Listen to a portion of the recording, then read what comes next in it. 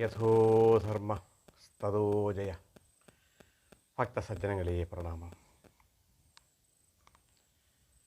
കഴിഞ്ഞ ഭാഗം പ്രധാനമായി പറഞ്ഞത് യുധിഷ്ഠിര ഭീമ വാഗ്വാദമാണ്. അതിനോടൊപ്പം മഹാഋഷിവര്യനായ വ്യാസൻ അവിടെ പ്രത്യക്ഷനാകുന്നതും യുധിഷ്ഠിരൻ്റെ, അതായത് ഭീമനുമായി പങ്കുവച്ച യുധിഷ്ഠിരൻ്റെ ആശങ്കകൾ ലഘൂകരിക്കുന്നതിലേക്ക് വേണ്ടിയും അതിനെ പരിഹരിക്കുന്നതിലേക്ക് വേണ്ടിയും ഉള്ള നിർദ്ദേശം ആയിട്ട് ഒരു മഹാമന്ത്രമായ പ്രതിസ്മൃതി വിദ്യ യുധിഷ്ഠിരനെ വ്യാസമഹാഋഷി ഉപദേശിക്കുന്നതുമായ ഭാഗമാണ് പ്രധാനമായും പറഞ്ഞു നിർത്തിയത്. വ്യാസൻ്റെ ഉപദേശപ്രകാരം തന്നെ ദ്വൈതവനത്തിൽ അപ്പോൾ താമസിക്കുകയായിരുന്ന പാണ്ഡവർ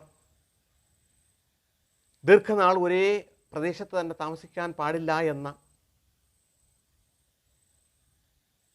വ്യാസനിർദ്ദേശം അംഗീകരിച്ചുകൊണ്ട് അവർ വീണ്ടും കാമ്യവനത്തിലേക്ക് താമസം മാറ്റുകയും കാമ്യകവനത്തിലെത്തി ഏതാനും നാളുകൾക്കകം തന്നെ ഒരു ദിവസം ധർമ്മപുത്ര മഹാരാജാവ്, അതായത് യുധിഷ്ഠിരൻ, അനുജനായ അർജുനനെ അടുത്ത് വിളിക്കുകയും അർജുനനോട് ഇപ്രകാരം സംസാരിക്കുകയും ചെയ്തു. പ്രിയ അനുജ അർജുന, നമുക്ക് കൈമോശം വന്ന, അതായത് കൈനഷ്ടം വന്നുപോയ രാജ്യം തിരിച്ചെടുക്കാം എന്ന പ്രതീക്ഷ നമ്മളിൽ നിലനിൽക്കുന്നത് നിന്നിലുള്ള പ്രതീക്ഷയിലൂടെയാണ്. നീ ലോകൈക വീരനായ വില്ലാളി തന്നെയാണെങ്കിലും ഭീഷ്മർ, ദ്രോണർ, കൃപർ, കർണൻ, അശ്വത്ഥാത്മാവ് തുടങ്ങിയ ധനുർവേദത്തിൽ അതീവ പ്രഗത്ഭരും ദൈവം, ബ്രാഹ്മം, മാനുഷ്യം തുടങ്ങിയ സർവ ധനുർവിദ്യകളിലും പ്രഗത്ഭരും കൂടാതെ അനേകം വരലബ്ധികളും ഉള്ള അവരെ നേരിടാൻ ഇപ്പോൾ നിന്നിലുള്ള വിദ്യകൾ മാത്രം കൊണ്ട് കഴിയും എന്ന് എനിക്ക് തോന്നുന്നില്ല. അതിനെ പരിഹരിക്കുന്നതിലേക്ക് വേണ്ടിയാണ് വ്യാസ ഭഗവാൻ നമ്മളോട്, അതായത് എന്നോട് നിർദ്ദേശിച്ചത്, എനിക്ക് പ്രതിസ്മൃതി വിദ്യ ഉപദേശിച്ചു തന്നത്. ഞാനിപ്പോൾ നിന്നെ ഈ പ്രതിസ്മൃതി വിദ്യ പഠിപ്പിക്കുകയും അത് പഠിച്ചതിന് ശേഷം നീ തപസ്സിലൂടെയും അസ്ത്രാഭ്യാസങ്ങളിലൂടെയും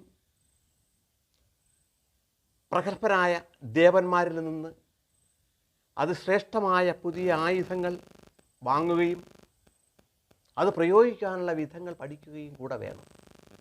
എന്നാൽ മാത്രമേ ഈ വരധാരികളായ പ്രഗത്ഭന്മാരെ പരാജയപ്പെടുത്തി നമുക്ക് നമ്മുടെ രാജ്യം തിരിച്ചു പിടിക്കാൻ കഴിയുകയുള്ളൂ.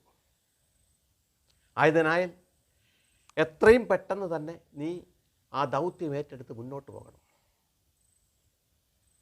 ഇത് കേട്ട അർജുനൻ ഒട്ടും വൈകാതെ തന്നെ യുധിഷ്ഠിരനിൽ നിന്ന് പ്രതിസ്മൃതി വിദ്യ കരസ്ഥമാക്കിക്കൊണ്ട് കൈയുറകളും പടച്ചട്ടയും ധരിച്ച് ഗാന്ധീവവും കയ്യിലേന്തി അമ്പൊടുങ്ങാത്ത ആവനാഴിയുമായി യാത്ര പുറപ്പെടുന്നതിലേക്ക് വേണ്ടി തയ്യാറായി. പടച്ചട്ടയും അണിഞ്ഞ് കൈ ഉറകളും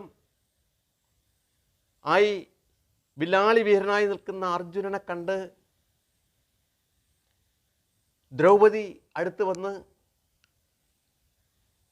അർജുനൻ്റെ കാൽക്കൽ പ്രണമിച്ചതിന് ശേഷം ഇപ്രകാരം പറഞ്ഞു: അല്ലയോ പ്രഭോ അർജുന, അങ്ങിലാണ് നമ്മുടെ പാണ്ഡവരുടെ ജീവിതം കുടികൊള്ളുന്നത്.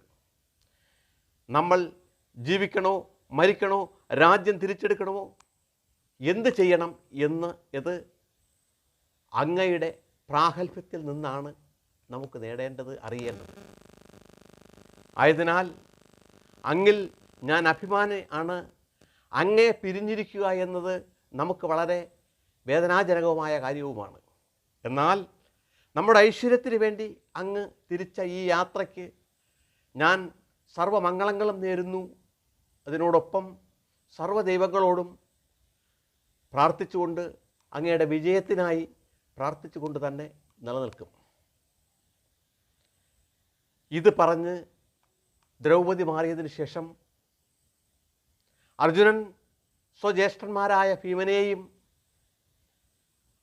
ധർമ്മപുത്രരെയും പ്രണമിച്ച് അനുജന്മാരായ നകുല സഹദേവന്മാരോട് യാത്ര പറഞ്ഞ് കൂടെ ഉണ്ടായിരുന്ന അനേകം ശ്രേഷ്ഠ ഋഷിവര്യന്മാരോടും ബ്രാഹ്മണ ശ്രേഷ്ഠന്മാരോടും ഒക്കെ വഴിയാമണ്ണം പ്രണമിച്ച് യാത്ര പറഞ്ഞ് അങ്ങ്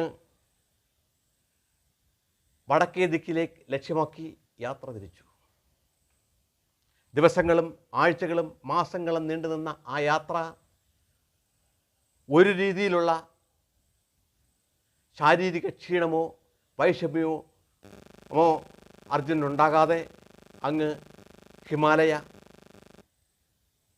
പ്രദേശത്തിലെത്തുകയും ഹിമാലയത്തിൻ്റെ താഴ്വരയിൽ തപസ്സിന് യോഗ്യമായ ഒരു സ്ഥലം കണ്ടെത്തി ആ സ്ഥലത്ത് മാൻതോലുമണിഞ്ഞ്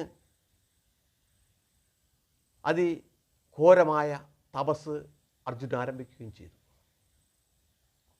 ആദ്യ ദിവസങ്ങളിൽ ഫലവും ജലവും ഭക്ഷിച്ചാണ് തപസ് തുടർന്നതെങ്കിൽ ആഴ്ചകൾക്ക് ശേഷം അത് പച്ചിലകളും ജലവും മാത്രമായി ചുരുക്കുകയും വീണ്ടും മാസങ്ങൾക്ക് ശേഷം പച്ചിലകളും ഉപേക്ഷിച്ച് ജലം മാത്രമായി തപസ് തുടരുകയും ചെയ്തു. വീണ്ടും മാസങ്ങളെത്തിയപ്പോൾ അദ്ദേഹം കാൽ വിരലുകൾ മാത്രം തറയിൽ തൊട്ട് കൈകൾ രണ്ടും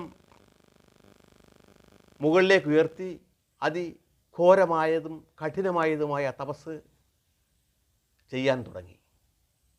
ഈ സമയം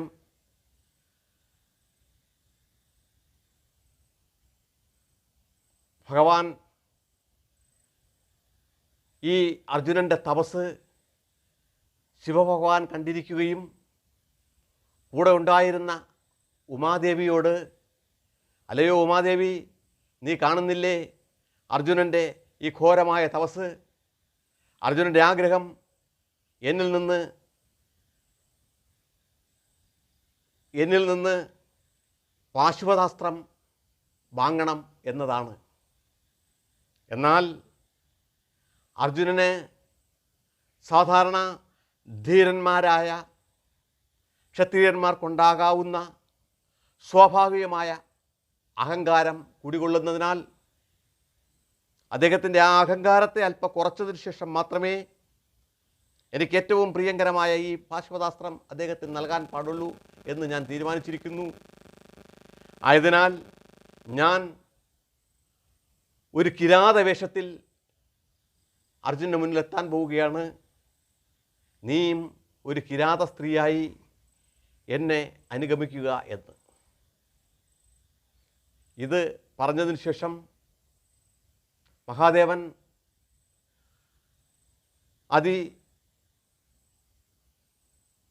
കായനായ ഒരു കിരാതരൂപം കൊള്ളുകയും ആ കിരാതരൂപത്തിൽ അർജുനൻ തപസ് ചെയ്യുന്ന പ്രദേശത്തെത്തുകയും ചെയ്തു.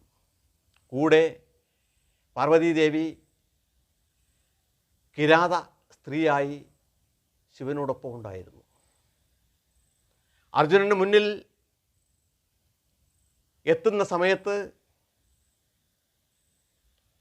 മൂകൻ എന്ന ഒരു അസുരൻ അർജുനനെ നിഗ്രഹിക്കുന്നതിലേക്ക് വേണ്ടി പന്നി വേഷത്തിൽ, പന്നി രൂപത്തിൽ അർജുനൻ അടുത്തെത്തുകയും അർജുനനെ ആക്രമിക്കാൻ ശ്രമിക്കുകയും ചെയ്ത സന്ദർഭത്തിലായിരുന്നു ശിവൻ അവിടെ എത്തിയത്.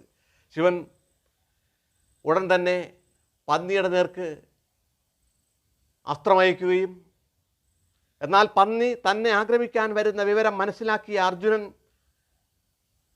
പന്നിക്ക് നേരെ അസ്ത്രം എയ്യുകയും ചെയ്തിരുന്നു.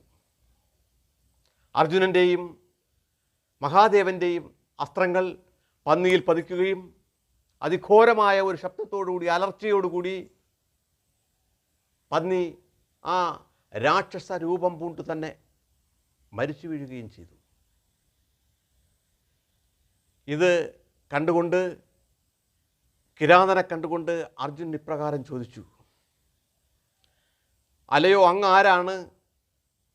ഈ കാട്ടിൽ സ്വഭാര്യയുമായി ഒരു ഭയവുമില്ലാതെ ഇങ്ങനെ അലഞ്ഞു നടക്കുന്നത് എന്തുകൊണ്ടാണ് എന്ന് കിരാതനോട് അർജുനൻ ചോദിക്കുകയും, എന്നാൽ അങ്ങക്ക് ഒരബദ്ധം പറ്റി, അങ്ങ് കാണിച്ചത് അത്ര ശരിയാണെന്ന് എനിക്ക് തോന്നുന്നില്ല. ഞാൻ ലക്ഷ്യം വച്ച ആ പന്നിയെ അങ്ങ് എന്തിനാണ് അമ്പെയ്തത് എന്ന് എന്നെ അറിയിച്ചാലും എന്ന്. ഇത് കേട്ടുകഴിഞ്ഞ മഹാദേവൻ അർജുനനോട് പ്രതിവചിച്ചു, ഞാൻ ഒരു കാട്ടാളനാണ്. കാട്ടാളനായ ഞാൻ കാട്ടിൽ തന്നെയാണ് ജീവിക്കുന്നത്. എന്നോടൊപ്പം എപ്പോഴും ഭാര്യയുമുണ്ട്. എനിക്ക് ഈ കാടിനെ ഒരു വിധത്തിലും ഭയമില്ല.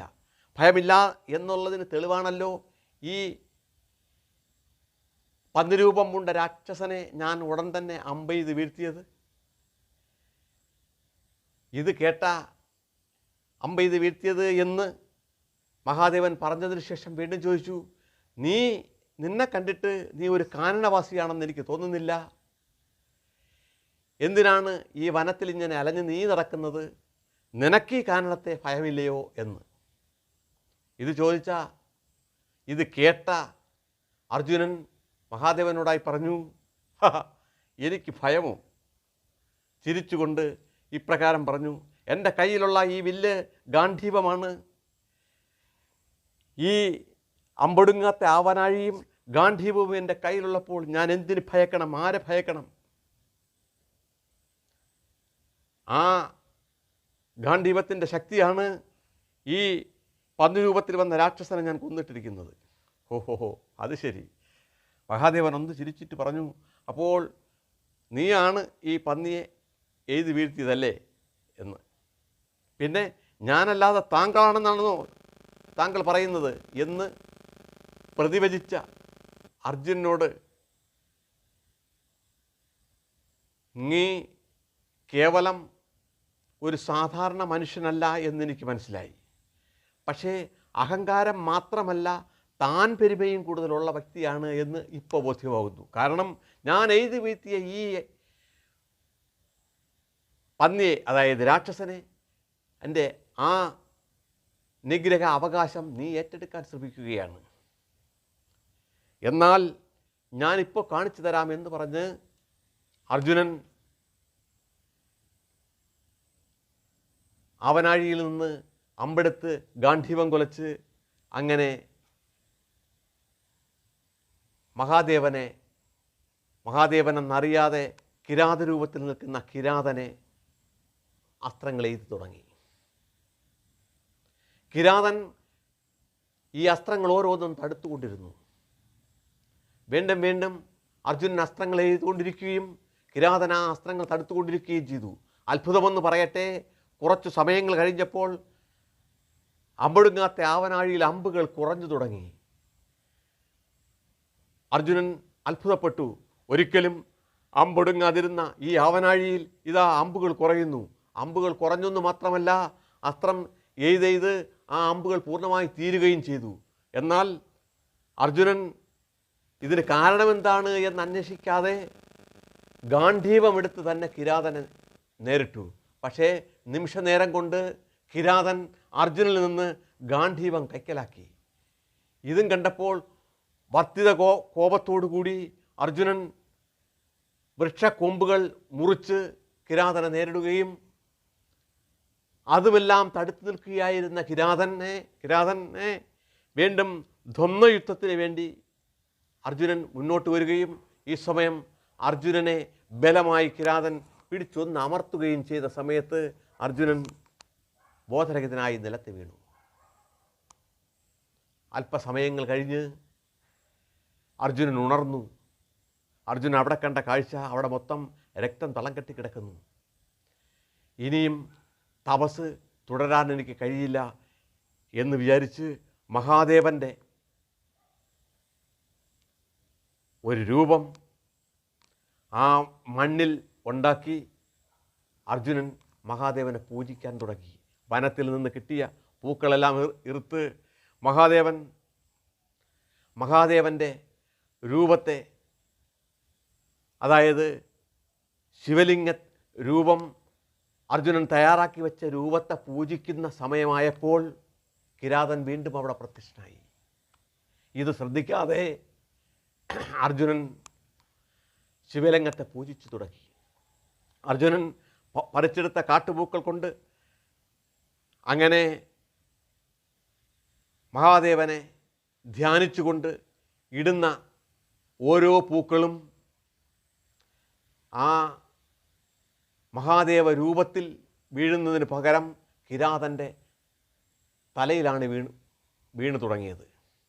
പൂക്കൾ ഓരോന്നും ഇങ്ങനെ വീണ്ടും വീണ്ടും വിട്ടു തുടങ്ങിയപ്പോൾ ശിവലിംഗത്തിൽ പൂക്കൾ കാണുന്നില്ല. അർജുനൻ ഉയർന്നു നോക്കുമ്പോൾ കിരാതൻ്റെ തലയിലാണ് ഈ പൂക്കൾ വീഴുന്നുകൊണ്ടിരുന്നത്. അർജുനൻ്റെ കാര്യം മനസ്സിലായി. എനിക്ക് അബദ്ധം പറ്റിയിരിക്കുന്നു. ഈ കിരാത രൂപത്തിൽ വന്നു നിൽക്കുന്ന സാക്ഷാൽ മഹാദേവനാണെന്ന് മനസ്സിലാക്കാതെ അദ്ദേഹത്തോട് ഈ അപരാധങ്ങളെല്ലാം പ്രവർത്തിച്ചു എന്ന് ബോധ്യമായ അർജുനൻ എത്രയും പെട്ടെന്ന് കിരാതൻ്റെ കാൽക്കൽ വീണ് പ്രണമിച്ചുകൊണ്ട് ക്ഷമാപണം നടത്തി. അല്ലയോ മഹാദേവ, എനിക്ക് അങ്ങയെ മനസ്സിലായില്ല, അങ്ങ് ആരാണെന്ന് എനിക്ക് ബോധ്യമായില്ല.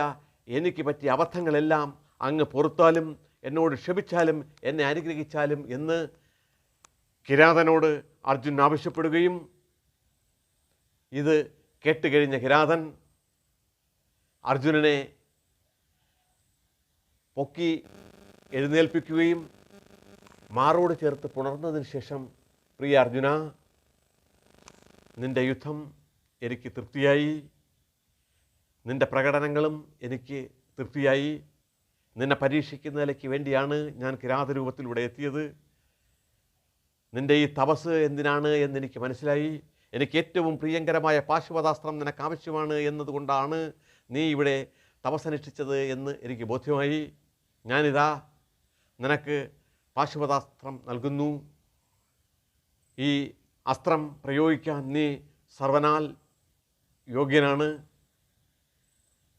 നിന്നെ പരാജയപ്പെടുത്താൻ ഇനി ആർക്കും ഈ ഭൂമുഖത്ത് സാധ്യമല്ല. മാത്രവുമല്ല, ഇനി ദേവലോകത്തെത്തുന്ന നിലയ്ക്ക് വേണ്ടി പോലും നീ പ്രാപ്തനായി കഴിഞ്ഞു എന്ന് പറയുകയും മഹാദേവൻ അർജുനനെ അനുഗ്രഹിച്ച് പാശുപതാസ്ത്രവും നൽകി അവിടെ നിന്ന് അപ്രത്യക്ഷമാക്കുകയും ചെയ്തു. അർജുനൻ ഇതിൽ പരം സന്തോഷം വേറൊന്നും ഉണ്ടാകാനില്ല. അർജുനൻ ഓർത്തോർത്ത് സന്തോഷിക്കുകയായിരുന്നു. അതായത് മഹാദേവൻ തന്നെ ഗാഠം പുണർന്നത് ഓർത്ത് ആനന്ദ നിർവൃതിയിലാവുകയാണ് അർജുനൻ ചെയ്തത്. അതാ ആ സമയമായപ്പോൾ അർജുനൻ്റെ മുന്നിൽ അർജുനൻ ആഗ്രഹിച്ച ദേവന്മാർ പ്രത്യക്ഷനായിരിക്കുന്നു. ആരൊക്കെയാണ് ആ ദേവന്മാർ എന്ന് അർജുനൻ നോക്കിയപ്പോൾ അതിൽ സാക്ഷാൽ ഇന്ദ്രനുണ്ട്, യമദേവനുണ്ട്, വരുണദേവനുണ്ട്, കുബേരനുമുണ്ട്. ഇവരെല്ലാം അർജുനൻ പ്രണമിച്ചതിന് ശേഷം ആ സമയം ആ ദേവന്മാർ ഓരോരുത്തരും മഹാദേവൻ്റെ അനുഗ്രഹം വാങ്ങിയ സംപ്രീതനായ നിനക്ക് നിൻ്റെ മുന്നിൽ നിൻ്റെ ആവശ്യപ്രകാരം ആയുധങ്ങൾ നൽകുന്നതിലേക്ക് വേണ്ടി നമ്മളിതാ പ്രത്യക്ഷമായിരിക്കുന്നു, നിനക്ക് സർവമംഗളങ്ങളും ഭവിക്കട്ടെ എന്ന് പറയുകയും യമദേവൻ അർജുനന് ആരാലും തോൽപ്പിക്കാൻ കഴിയാത്ത, ആർക്കും നേരിടാൻ കഴിയാത്ത ഒരു ദണ്ണ് അർജുനന് നൽകുകയും അത് പ്രയോഗിക്കേണ്ട വിധങ്ങൾ പറഞ്ഞു കൊടുക്കുകയും ചെയ്തു. വരുണദേവൻ അർജുനന് വരണപാശമാണ് നൽകിയത്. ഈ വരണപാശം ഏത് യുദ്ധക്കളത്തിലല്ല, ഏത് സമയത്ത് അർജുനൻ്റെ കൈവശമുണ്ടോ ആ സമയത്ത് ഒരു മനുഷ്യർക്കും അർജുനനെ നേരിടാൻ സാധ്യവുമല്ല. പിന്നെ അതിനുശേഷം കുബേരൻ അന്തർദാനം എന്ന ഒരു അസ്ത്രം അർജുനന് നൽകുകയും ഈ അസ്ത്രത്താൽ എന്നെ നേരിടാനും ഈ ഭൂമുഖത്ത് ആരാലും സാധ്യമല്ല എന്ന് പറയുകയും അവരെല്ലാ പേരും അർജുനനെ അനുഗ്രഹിക്കുകയും ചെയ്തു. ആ സമയത്ത് ഇന്ദ്രൻ സ്വപുത്രനായ അർജുനനെ വളരെ സന്തോഷത്തോടെ ഈ വിധം പറഞ്ഞു: അല്ലയോ അർജുന, നീ ദേവലോകത്തെത്താൻ യോഗ്യനായിരിക്കുന്നു. നീ ദേവലോകത്തെത്തിയതിനു ശേഷം നിനക്കാവശ്യമായ ആയുധങ്ങളെല്ലാം ഞാൻ അവിടെ വച്ച് നൽകുന്നതാണ്. നീ ദേവലോകത്ത് നമ്മുടെ കൊട്ടാരത്തിലേക്ക് വരിക. ഞാൻ മാതലിയെ രഥവുമായി ഉടൻ തന്നെ പറഞ്ഞയക്കുന്നതാണ്. അതിൽ കയറി നീ ദേവലോകത്തെത്തുക എന്ന് പറയുകയും എല്ലാവരും അർജുനനെ ഒന്നുകൂടി അനുഗ്രഹിച്ചതിന് ശേഷം അവിടെ നിന്ന് അപ്രത്യക്ഷമാക്കുകയും ചെയ്തു. അർജുനൻ വളരെ സന്തോഷവാനായി മാതുലിയുടെ രഥം വരുന്നതും കാത്ത് അവിടെ നിൽക്കുകയാണ്. പ്രിയ സജ്ജനങ്ങളെ, ഈ ഭാഗം ഞാൻ ഇന്നിവിടെ നിർത്തുന്നു. അടുത്ത ഭാഗത്ത് അർജുനൻ ദേവലോകത്തെത്തുന്നതും ദേവലോകത്ത് നടക്കുന്ന സംഭവ വികാസങ്ങളെക്കുറിച്ച് പ്രതിപാദിക്കാം. തൽക്കാലം നിർത്തട്ടെ. ലോകാ സമസ്ത സുഖിനോ ഭവന്തു.